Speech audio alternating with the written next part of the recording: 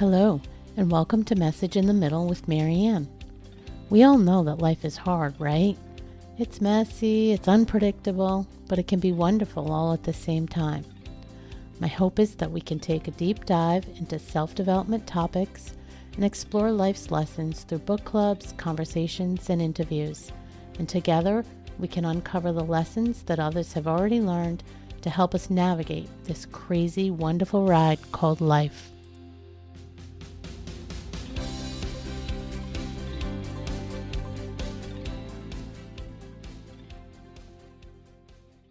Hello and welcome to Message in the Middle with Marianne. Today I have Suzana with me, and I already told her I wasn't going to say her last name because it's complicated. Suzana is a certified life coach and engineer based in Ireland. Her primary focus is to help as many people as possible realize they can change their life if they're not happy with it and inspire others by sharing the story of her own journey.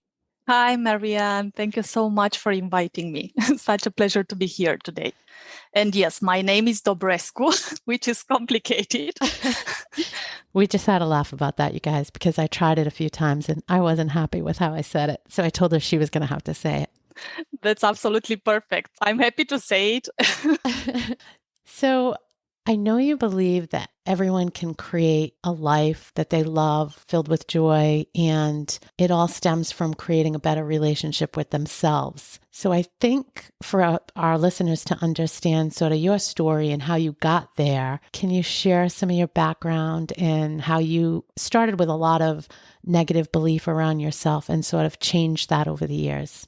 Yes, sure. I would love to talk about that because I am extremely happy to talk from where I am today. And yes, I have dealt with a lot of negative talk, especially when I was younger, which was around the age of 22 years old, when I didn't even realize that I'm actually having a problem that was coming from a lack of self-love, or I didn't understand exactly life and how this works. And I was just living the life as it was, like it was what it was. And I was saying, okay, that it is. I didn't even had the perspective that there might be more. And then I got a lot of acne on my face. And then I've been diagnosed with some polyarthritis. I couldn't move my legs and then my arm. The pain was moving on my joints. And I was like, oh my God, what's going on? This is absolutely unexpected for a 22-year-old.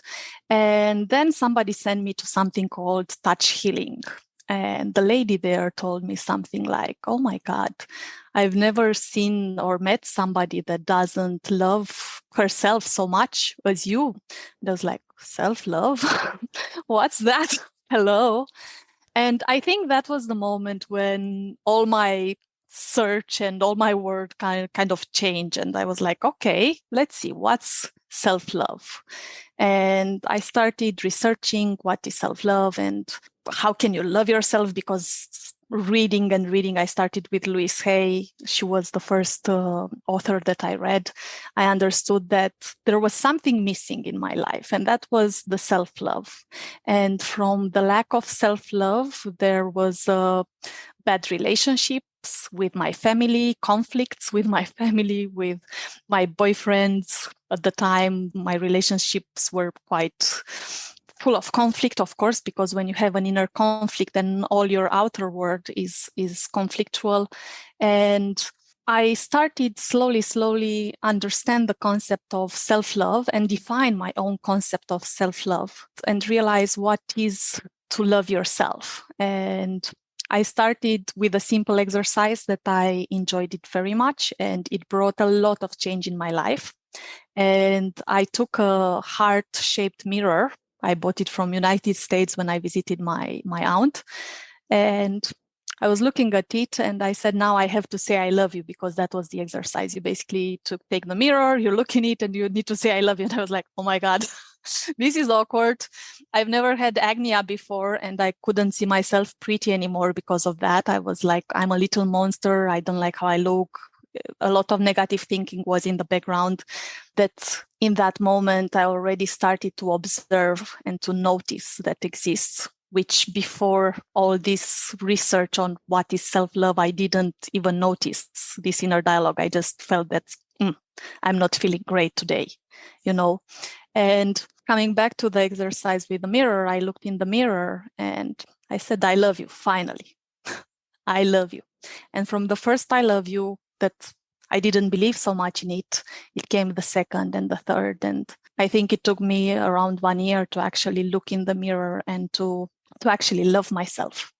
I love that story because it ties into the Mel Robbins High Five challenge that we just finished reading, and having everybody take the challenge and take the moment in the morning to look themselves in the mirror. It's hard at first. Like we joked about it in the private Facebook group. It's exactly like you said. It's like typically if you look in the mirror, if you acknowledge your presence, you pick yourself apart.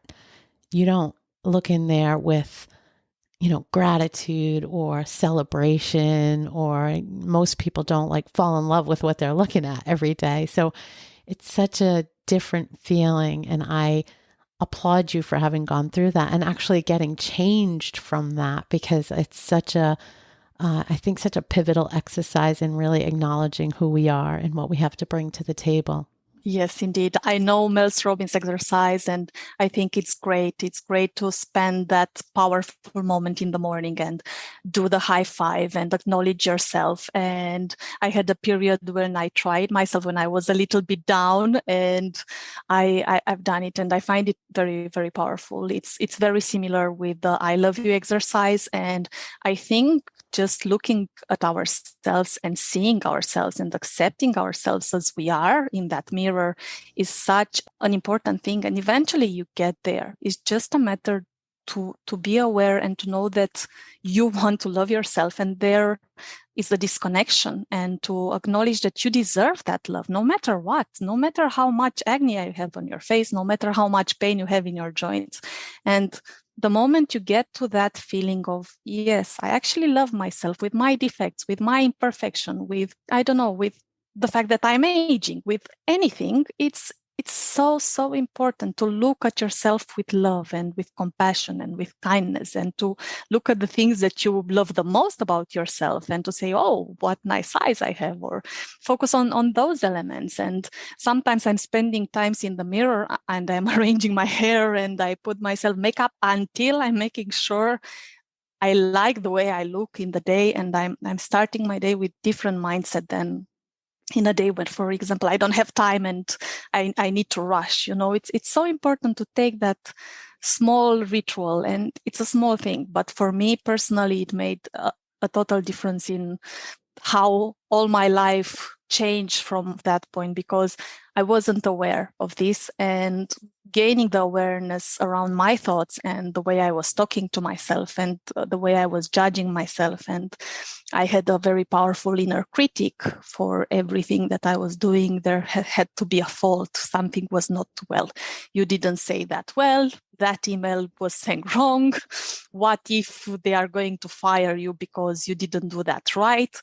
Even though the exterior world was confirming that I am good at my job or I am pretty, it doesn't matter. If you don't confirm it for yourself or you don't feel it for yourself, no matter what the people from outside are going to tell you, it can't be valid unless you validate it. It's extremely important. And for me, it was extremely important to have my own validation. And even today, it's the most important validation in my life. I was going to ask you about that because I know you say quality of your thoughts influences the quality of your life, and you touched on that. And I agree with that completely. And we do a lot of work around that, changing that inner critic and those limiting beliefs. I guess I'm curious as to what you've seen with the people that you work with. Why do you think, or do you have an opinion on why people have so many negative and limiting beliefs? And what advice do you give to people to try to get past them? Yeah, so first of all, this is something that this thought, that the quality of our thoughts is influencing the quality of our life. It's more of a conclusion from the CBT, cognitive behavioral therapy, that says that our thoughts are influencing our emotions. And there are some coaches that are saying that our emotions influence our actions, and our actions influence our final result for what we want to achieve. And to answer your question, why there are so many people with limiting beliefs or with beliefs that are not serving them, how I like to call them, I think the beliefs are mostly information that we gather and we take from our surroundings and we incorporate. There are information that are coming maybe from our family, from our past, from our childhood, when, I don't know, my parents maybe used to say, you're not good at singing. And yeah, okay, maybe I'm not good at singing, but there are people that might stop singing at all, even though it's an activity that they are enjoying because they have a limiting belief that they cannot sing. Not being good at singing doesn't mean you cannot sing. You are allowed to sing. Singing is therapeutic. Singing is something amazing. And even if you're not good at singing, this doesn't mean you need to stop. But there are people that absolutely, and maybe talented people that just stop all of a sudden for doing something just because somebody at a certain point in time just told them, you're not good at this, and they just stopped and they incorporate it as a belief. So the beliefs are basically thoughts that are repeated by ourselves over and over and over. I think they might come from different sources, like family and friends and people that we've heard saying in different way, and we chose to, or involuntarily, we took them and we created them as a belief. You just made me think of something I hadn't kind of thought much on before, but it's the story we build around it, right? So in your example, which is a really great tangible example about your parents saying, you don't sing well. You're right that they might have just meant that like, you're not going to be a superstar. You don't sing good enough to be a superstar, but they didn't say you're so terrible. You should never, ever, ever sing another note, right? But you made that story. And I know this might be a fake example, but it's a great example because we build stories around these little bits of information or these little influences, and we take them to a different level a lot of the times, and we put our own story around them, and then we kind of get stuck in that story. So yeah, that was a great example. Thank you for sharing that. One of the other things I wanted to ask you about is you do a lot of work with people around living a life of balance. And so the funny thing is that was my word for this year, was to try to focus on balance, because I haven't always had balance. In fact, I very rarely had balance. I worked a lot, and I've really reshuffled the deck a little bit and changed things and reprioritized a lot of things in my life. And I know that's hard. That's hard work, and that's hard to break out of. So tell me a little bit about what you see out there when you're working with people and any advice you can give to people. Yeah. I will. I'm just laughing in my mind because I like to say that as a coach, I don't give advices. However, for example, when I'm invited to a podcast, I love to talk from my own experience. But to answer your question in terms of balance, I ask my clients to define what is balance for them, because I think in any decision we want to make, like even in terms of self-love, for me, self-love can mean something totally different for what self-love means to you. I like to think that we choose from all the information that we have access to, the things that are relevant to us. And this is what I encourage my clients to do. And I encourage everybody to define what work-life balance means to them. Because, for example, maybe you like to work 12 hours a day and rest, make time for family and rest the rest of the day. Maybe somebody else wants to work only 4 hours a day. So it's extremely, extremely different from person to person. So after we define exactly what work balance means to the client, then we identify ways to actually achieve that work balance. And first of all, we identify if we can, if it's achievable. The goal needs to be achievable, needs to be something that can be done. And of course, when we talk about work-life balance, we talk about money, because less hours means less money. So it depends so much from one client to the other. But if I'm talking about myself, work-life balance means there are 3 things that are essential for me to be balanced.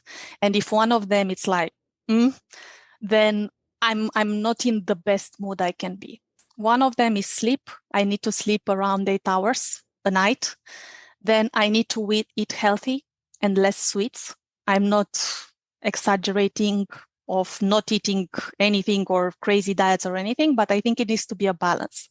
And what I've learned about eating, one of the coaches that I was listening and I loved, and I think it's worth mentioning, is when you eat or when you want to give yourself food, think about yourself as you would be your own child. Would you feed your own child with pancakes morning, afternoon, and evening? Would you give your child Coca-Cola 5 times a day? So I'm trying to implement this rule for myself, because we tend to have this kind of excuse. Because I love myself, I'm going to give myself Coca-Cola and McDonald's or whatever fast food. But we need to be aware that not all that we like, it's actually healthy. So also from the self-love perspective, it's good to think at ourselves like, would I feed my child or somebody that I love so much all these things? Of course, you can have pancakes, you can have whatever you want, but there needs to be a moderation. So for me, nutrition is another thing. And the third thing is the one that I struggle the most right now. It's exercise. And here again, I think exercise can have different shapes. It can be a walk in the morning. I have a dog, so I'm walking almost every day. I'm doing ballet fitness, and I'm enjoying that. And I finally found a sport that I actually love, because I'm not a cardio person. So again, when it comes to choosing a sport or to choose anything in our life, from all the amount of information, focus on what is suitable for you, for your own values, for your own heart. If your neighbor is doing something, this doesn't mean you need to do it yourself, because it might not be suitable for you. But never give up, and look and find that thing that is suitable for you and you enjoy doing it. That would be my advice. So these are the 3 elements that I'm working with, and that my boyfriend actually coached me on. And he told me, you really need to take care of these 3. At the beginning, I said, I don't believe it. But actually, after implementing it and taking care of my nutrition, my sleep, and my sports, I really see an improvement. And every time I'm kind of in a lower mood, definitely one of these 3 was impacted. I think that's really good advice. We tend to say mind, body, and soul. I think it's sort of in that same line, right? It's just it's making sure all the parts of you are balanced. And I too agree with all the things that you said. I think it's important to incorporate all of that. You mentioned your boyfriend, which is a great segue. So when you were given the backstory, we didn't touch on your big journey of physical journey, but I think it's important to people that at least we highlighted a little bit, because I want to ask you a follow-up question, because I feel like you were very brave with what you did. And I don't think everybody has that in them naturally. So why don't you tell my listeners a little bit about the big step that you took? Thank you so much. Yeah. So after this self-discovery that I had about the self-love and everything, I knew for a long time that I wanted to live abroad. And I want to say that I think it's extremely important, when we really want something to happen in our life, to plant the seeds, to just say, okay, I would like this to happen in my life. I would like to live this experience. For me, this experience was, I want to live abroad, and I would like to live abroad, to have a job. I wouldn't want to go to start it from scratch and go there and have to look for a job. I would like this container for me. So that was the container that I wished for. And I want to say that I don't know how things arranged by themselves. First thing that happened, I had my dog, which is a small poodle, and he's amazing. And he absolutely changed my life in terms of, we've been together from the beginning. He's super positive. He was a lot in my journey of self-love discovery and growth. So I think having a company animal, was extremely important for me in my journey. And then after I had him, I met my best friend in the park while we were walking our dogs. She was an HR headhunter, and we became very, very good friends. And she liked me very much also professionally. And she asked me if I would like to go to an interview in Ireland for a position. And at the beginning, I said, I don't know, let's see. So after I figure out she sent some other people to work with the company, because I said, look, I'm a girl, it might be a bit difficult, I don't know. She said everybody was well, the company is very serious, so would you like to try? I said yes. So she sent the CV, the job opportunity came. It was an opportunity of a lifetime that I couldn't refuse. And I said, okay, let's check if I can take my dog. I can take my dog. So this box is ticked also. I cannot refuse. So without thinking too much, I just put myself in the plane 1 month later after the interview. And in February 2018, I started living in Ireland. I just left with 2 suitcases. And in May, my dog joined me also. And in July, I met my boyfriend. And since then, we are the 3 of us together most of the time. We were initially in Cork, which is a bit farther than Dublin. And in 1 year time, my job moved to Dublin. So we are now here, the 3 of us living together, which is amazing because I had a period of around 10 years when I was single because I couldn't find somebody that was sharing the same values and, I don't know, my soulmate. And I find it in Ireland. You hit on a few things. So just for the record, because I don't think you said it, you came from Romania. Yeah, Romania. I was living in Romania. Sorry. You were living in Romania. That's okay. That's okay. Yeah, you implied it, but I wanted to make sure they knew because it's a big move, right? To move to Ireland. And I love that you put it out into the universe, that you, whatever universe got, whatever you believe, you put it out there and you said, I want to move. I want to go abroad, but I have to have a job. That was the container of which you put your dream. And sure enough, it showed up for you. They served you up, the universe served you up an opportunity to do exactly that, move you abroad with a job offer of the lifetime. And you end up, getting a best friend, finding the job, getting the dog, and then meeting the guy of your dreams. I mean, that whole story is like a perfect fairy tale story.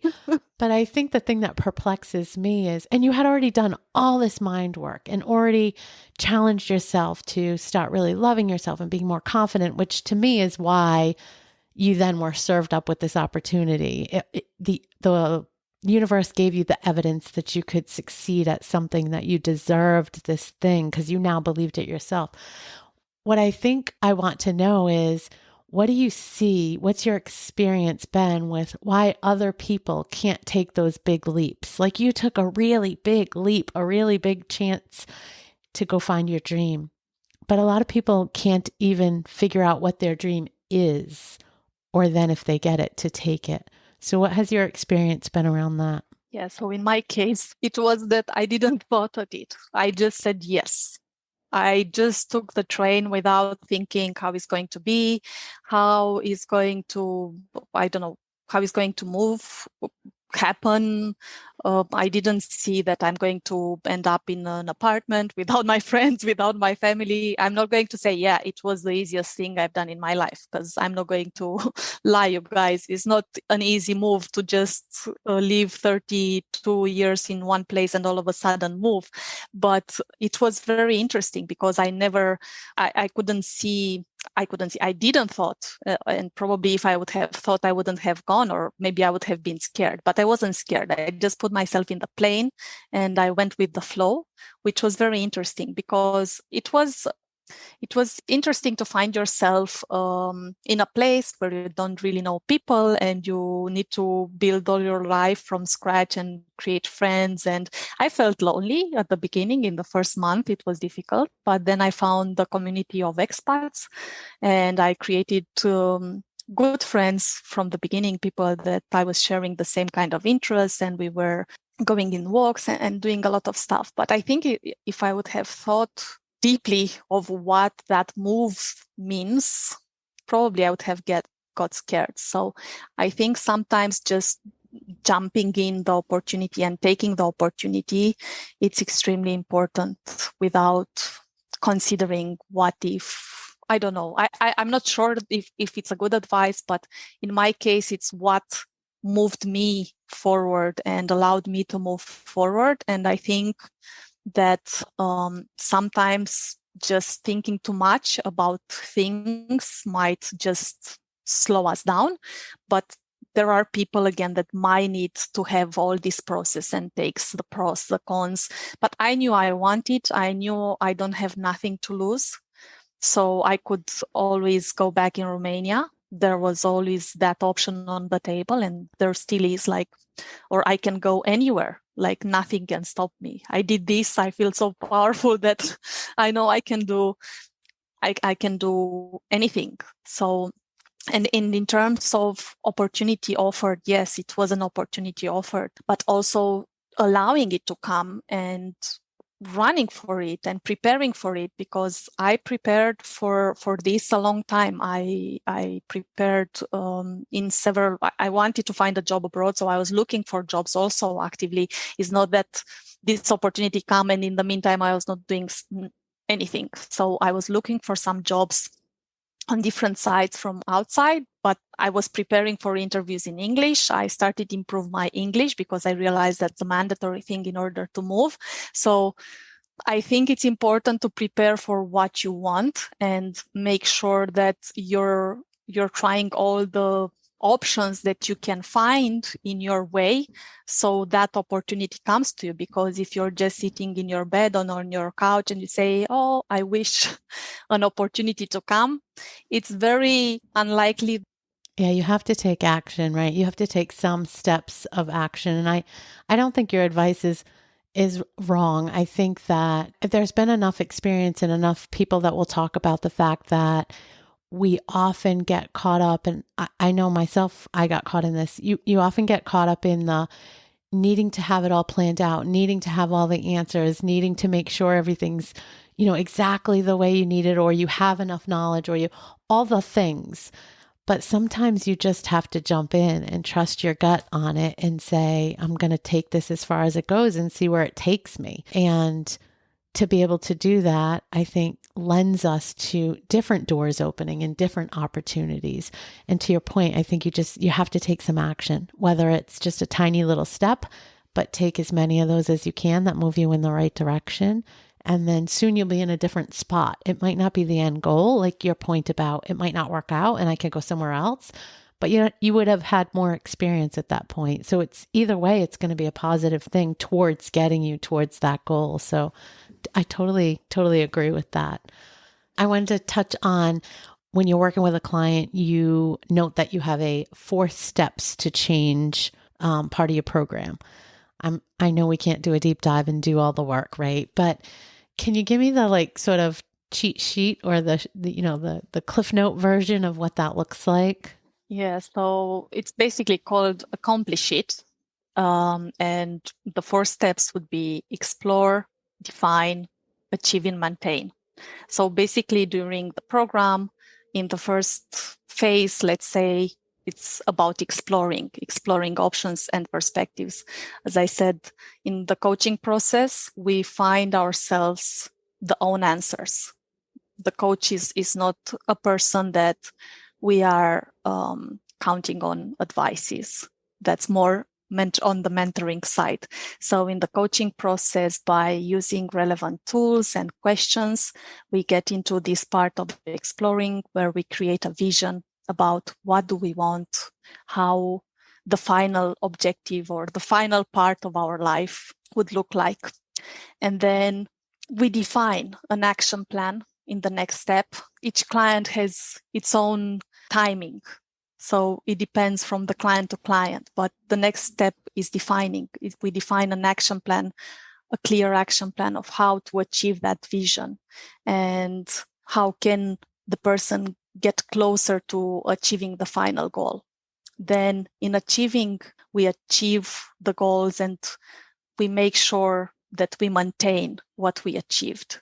So that would be the planning. Sometimes the planning is not as we plan.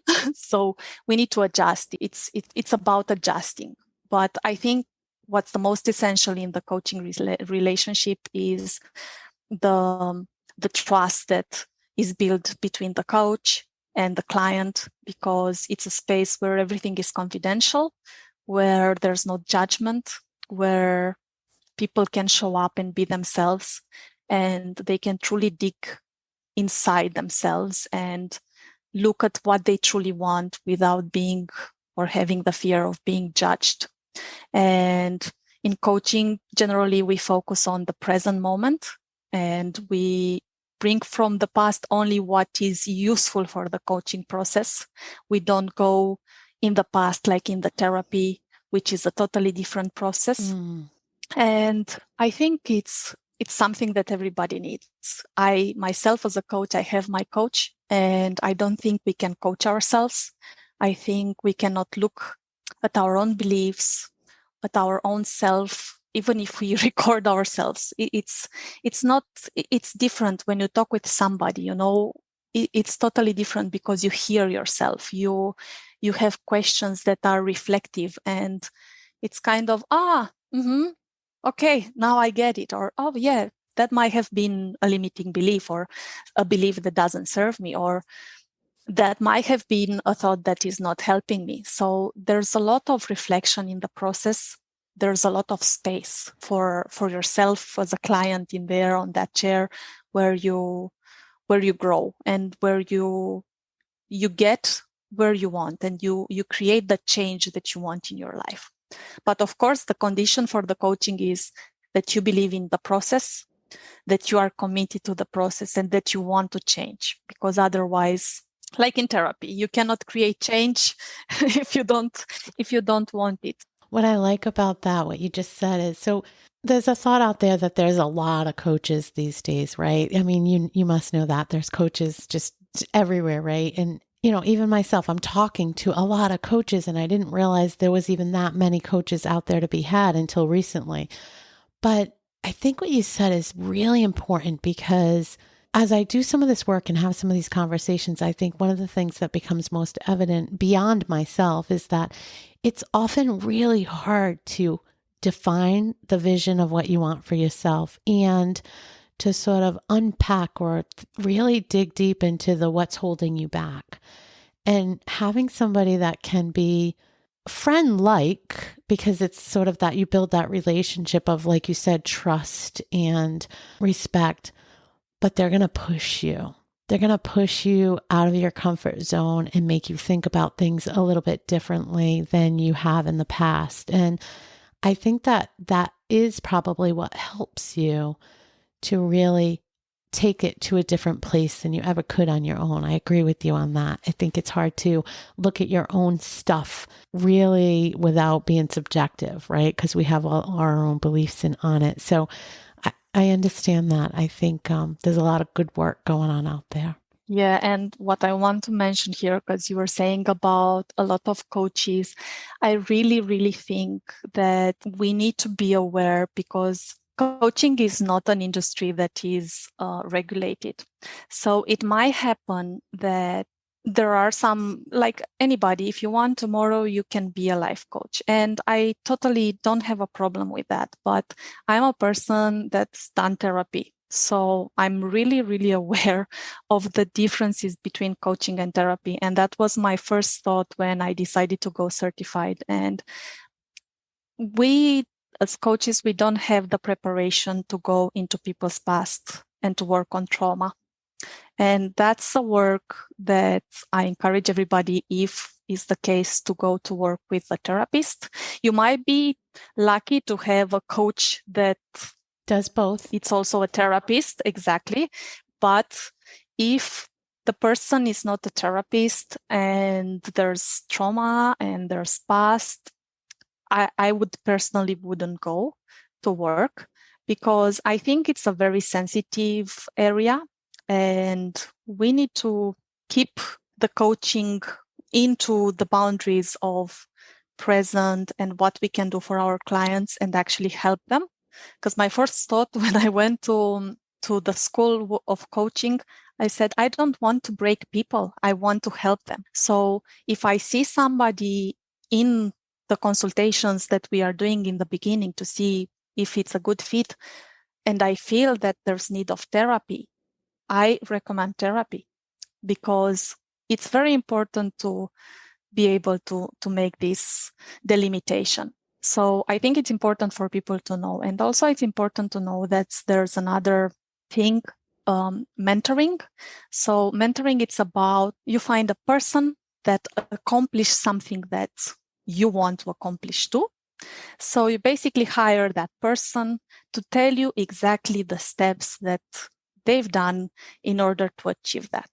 So probably many coaches are also mentors, especially when we are promoting ourselves. We come with programs where we say, okay, we can do this and that, or we did this way and this way.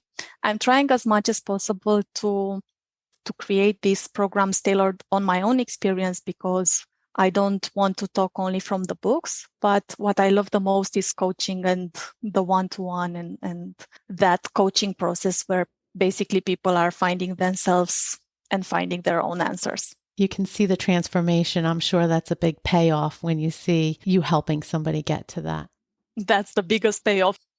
This has been so delightful. And I just want to say thank you so much for taking the time to talk to me and my listeners today. We will definitely put all your information in the notes of the show so that they can reach out to you if anybody wants to work with you and connect, because you have a lot to offer. So thank you so much for joining me today. Thank you so much for your invitation. And thank you so much for allowing me to share what I know. And I hope that what I've shared here today helped at least one person from your audience. That would make me extremely happy. Thank you so much. Me too. I'm sure it did. Thank you for listening to this episode of Message in the Middle with Marianne. If you enjoyed the podcast, please take a minute to share it and write a review, as it helps bring new listeners to our audience. If you'd like to keep the conversation going between episodes, please join us at Facebook group Message in the Middle with Marianne.